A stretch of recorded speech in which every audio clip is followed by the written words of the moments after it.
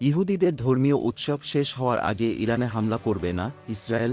ইহুদিদের ধর্মীয় উৎসব পাসোভার শেষ না হওয়া পর্যন্ত অর্থাৎ ৩০ এপ্রিলের আগে ইরানের বিরুদ্ধে ইসরায়েলের হামলা চালানোর সম্ভাবনা নেই বললেই চলে। বৃহস্পতিবার ১৮ এপ্রিল ইসরায়েলের গণমাধ্যম টাইমস অব ইসরায়েল এবিসি নিউজের এক প্রতিবেদনের বরাত দিয়ে এ তথ্য জানিয়েছে। এক মার্কিন কর্মকর্তা এবিসি নিউজকে এ তথ্য জানান। তবে তিনি স্বীকার করেন, এই সময়সীমা যে কোনো সময় বদলাতে পারে। ইরানের পারমাণবিক স্থাপনায় ইসরায়েল হামলা চালালে হিতে বিপরীত হতে পারে।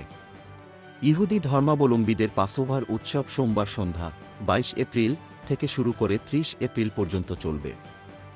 এবিসি নিউজ ইসরায়েলি সূত্রের বরাত দিয়ে আরও জানায়, গত শনিবার রাতে ইরানের ক্ষেপণাস্ত্র ও ড্রোন হামলার প্রতিক্রিয়ায় ইসরায়েল অন্তত দুইবার পাল্টা হামলা চালানোর প্রস্তুতি নিলেও শেষ মুহূর্তে সে পরিকল্পনা বাতিল করে।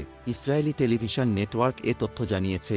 ইসরায়েলি প্রধানমন্ত্রী বেনিয়ামিন নেতানিয়াহু ইরানের হামলার পর তাৎক্ষণিকভাবে মার্কিন প্রেসিডেন্ট জো বাইডেনের সঙ্গে কথা বলেন।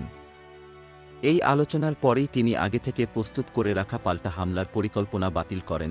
এবিসির প্রতিবেদন মতে, পশ্চিমা কূটনীতিকদের ধারণা, ইসরায়েল অবশ্যই ইরানকে জবাব দেবে, তবে এর মাত্রা কম হবে।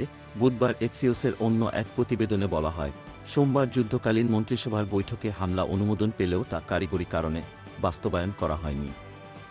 বৃহস্পতিবার আবারও যুদ্ধকালীন মন্ত্রিসভা ও উচ্চ পর্যায়ের নিরাপত্তা কর্মকর্তাদের বৈঠক হওয়ার কথা রয়েছে।